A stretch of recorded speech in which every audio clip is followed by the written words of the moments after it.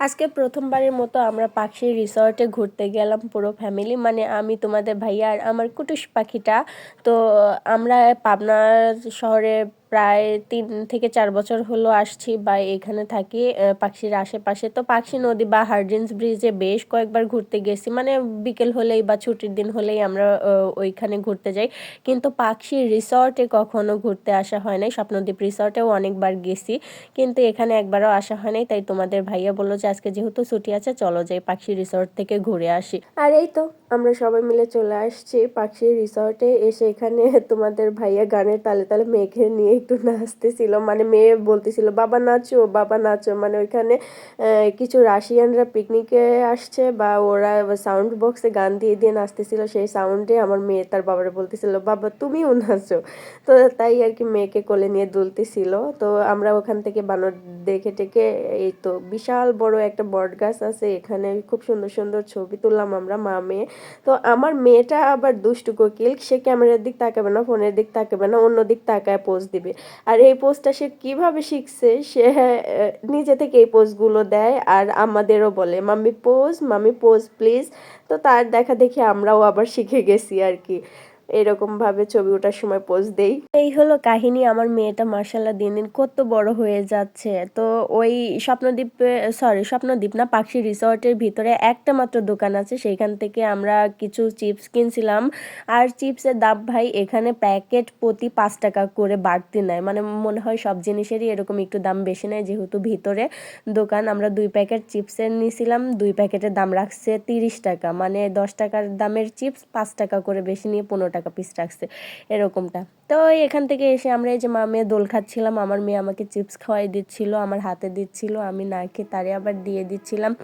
আর জায়গাটা না অনেক বড়, কিন্তু ওই এখানে অনেক বড় জায়গা হলেও এরিয়াটা হলেও আর্টিফিশিয়াল তেমন কোনো কিছুই নেই। মানে এই যে সিমেন্ট বালু দিয়ে যে মূর্তি টুর্তিগুলো বানায় রাখে না বিভিন্ন ধরনের পশু প্রাণী টানির, এগুলো তেমন কোনো কিছুই নেই। শুধুমাত্র চারিদিকে ছোট বড় গাছপালা দিয়ে একদম ভর্তি, তুমি যেদিকে তাকাবে সেদিকে শুধু চোখে সবুজ আর সবুজ দেখতে পারবে। আর এই রিসর্টের ভিতরে বড়সড় একটা সুইমিং পুলও আছে, আর সুইমিং পুলে ঢুকতে হলে তোমার পার পিসে 300 টাকা করে আবার টিকিট নিতে হবে।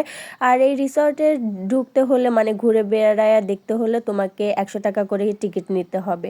আমরা যেহেতু 2 জন তাই আমাদের থেকে 200 টাকা দিয়ে আমরা টিকিট নিয়েছিলাম। আর আমাদের মেয়ে তো ফ্রি মাসাল্লাহ। দেখো এখানে সে তার চিপসের প্যাকেট থেকে আমাকে খাওয়াই দিতে গিয়ে চিপস তো মুখে গেলই না, পড়ে গেল। যাই হোক পরে আবার সে তুলে আবার প্যাকেট থেকে নিয়ে আমাকে খাওয়াই দিচ্ছিল। মাসাল্লাহ আমার মেয়েটা এত ভদ্র, সে আমাকে মুখে তুলে খাওয়ায়, তার বাবাকেও খাওয়ায়, তারপরে সে খায়। আর এখানে আমি হাতে কাচের রেশমি চুড়ি পরছি, সেটাই তোমাদেরকে দেখাচ্ছিলাম। আসলে সব কিছুরই একটা নির্দিষ্ট বয়স থাকে, সব শখেরই একটা মেয়াদ থাকে। তো এখন আমাদের যে বয়স, সে বয়সে কাচের চুড়ি ছাড়া অন্য কিছু পরলেও হয়তো মানাবে, কিন্তু যখন আমরা মধ্যবয়স্ক হব বা আমি মধ্যবয়স্ক হব তখন কিন্তু আর আমার সেই হাতেই কাচের চুড়িটা মানাবে না। তাই যখন যেটা মানায় তখন সেটাই পরতে হয়। তো আমার কাচের চুড়ি পরতে এমনিতেও বেশ ভালো লাগে তাই পরছিলাম। তো যাই হোক তোমাদের ভাইয়াকেও বেশ কিছু ছবি তুলে দিলাম ওইখানে। আর এরপরে আসলো আমাদের মেইন পার্ট। একটু সামনের দিকে আগায় এসে দেখি যে এরকম সুন্দর চেয়ার টেবিল পাতা আছে, সেইখানে আমরা সবাই মিলে বসে পড়লাম। আর ব্যাগে করে নিয়ে আসছিলাম যে জিনিসগুলো সেগুলো বের করে কাটা বাছা শুরু করে দিলাম। এই যে আমি এখানে আপেল কাটতেছিলাম, আর আমার মেয়েটা উকি ঝুঁকি দিয়ে খালি টেবিলের উপরে আসে আসে ও চড়তে চাচ্ছিল ভাই। তো তারপরে কি আর করা, তার বাবা কোনো মতো থামাচ্ছিল, আর আমি ফলগুলো আগে ভাগে করে কেটে নিচ্ছিলাম, তাড়াহুড়ো করতেছিলাম। আর দেখো সে লাফালাফি শুরু করে দিছে। আর এটা আর দেখো আমাদের কাজ কাম ভাই, আমাদের কাজ কাম দেখে তোমরা প্লিজ হাইসো না। এখানে টিস্যুতে করে লবণও নিয়ে আসছিলাম, সেটা আমি টমেটো দিয়ে খাচ্ছিলাম। আর আজকে টমেটোটা মনে হচ্ছিল যে অনেক বেশিই মজা লাগতেছিল এরকমটা। তো আমার মেয়েকে এই যে বাচ্চার মা হয়েও শান্তি নাই, এই যে কোলের মধ্যে নিচ্ছি, লাপাচ্ছে ঝাপাচ্ছে, এইভাবে কি আর খাওয়া দাওয়া করা যায়? আমার মেয়েটা মাসাল্লাহ দিলে এক মুহূর্তের জন্য কোনো সময় স্থির থাকবে না, সবসময় নড়াচড়া লাফানো ঝাপানো এদিক সেদিক চলাফেরা, মনে হয় যে তার শরীরে এনার্জি দ্বারা ভরপুর। তো তাকে নিয়ে আর না পেরে এই যে আমি বুদ্ধি করে যেহেতু বাসা থেকে একটা বেডশিট নিয়ে আসছিলাম, সেটাই এই যে মাঠের মধ্যে বিছায় নিলাম। আর এটা ওয়াটারপ্রুফ বেডশিটে ছিল, তো যার কারণে সুবিধাই ছিল। তো সেটা বিছায় এই যে তারা বাপ বেটি বসে পড়ছে, আর আমার মেয়ে তো আনন্দর ঠেলায় মাসাল্লাহ ওইখানেই নাচানাচি শুরু করছিল, আবার ওইখানেই শুয়ে পড়ছে। তো এদিকে আবার তোমাদের ভাইয়াকে বেদানা কাটতে দিয়েছিলাম, সে আবার পারতেছিল না, কারণ বাসার বেশিরভাগ ফলমূল কাটাকাটির দায়িত্বে আমি থাকি, মানে আমিই কাটি। তো তার কাটতে সময় লাগতেছিল জন্য আমি তার হাত থেকে নিয়ে দেখাচ্ছিলাম যে দেখেন কিভাবে আগে বেদানা কাটতে হয় বা চিরতে হয়, কিভাবে সহজ হয়, এভাবে তারে বোঝাচ্ছিলাম বা বলতেছিলাম।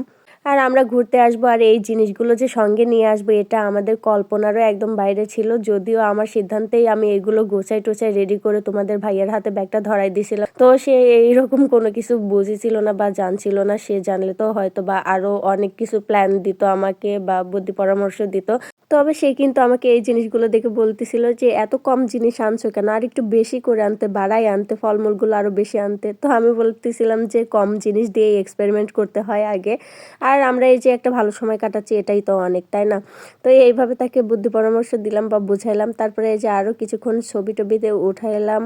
আর দেখো ভাই, বাচ্চার মা হয়ে শান্তি নাই, দেখো কি একটা অবস্থা, সে হিসু করবে কিন্তু প্যাম্পাসে হিসু করবে না, এই হলো অবস্থা। তারপরে তার বাবা তারে কি দিয়ে কি বোঝাচ্ছিল বা তার বাবা নিয়ে তারে মানে থামানোর চেষ্টা করতেছিল বা ঘুরতেছিল ফিরতেছিল। আমাকে অবশ্য প্যারা দেয় না, যত প্যারা তার বাবাকেই দেয়। তারপরে এই যে আজকে আবার বেশ কয়েকটা পিকনিকে আসছিল, যার কারণে এই যে হরিণগুলোকে সব বাঁধে রাখছে, আর নয়তো বা সবসময় ছাড়াই থাকে হরিণগুলো। তো যাই হোক, আর বেশি কথা বাড়াবো না, নয়তো ভিডিওটা অনেক বেশি লং হয়ে যাবে এবং তোমাদের দেখার ইন্টারেস্টটা হারাই যাবে। এখনকার মতো বিদায় নিচ্ছি, সবাই ভালো থাকবে আর আমাদের জন্য অনেক বেশি দোয়া করবে। আর সেই দিনটাতে আমরা অনেক বেশি মজা আর আনন্দ করছি এবং সুন্দর একটা মুহূর্ত কাটাইছি পরিবারের সঙ্গে। আরো বেশ কিছু ভিডিও তোমরা দেখতে পারবে রিলস আকারে, সেগুলো তোমাদের সঙ্গে শেয়ার করব। ভালো লাগলে অবশ্যই লাইক কমেন্ট শেয়ার করবে। এখনকার মতো বিদায় নিচ্ছি, বাই।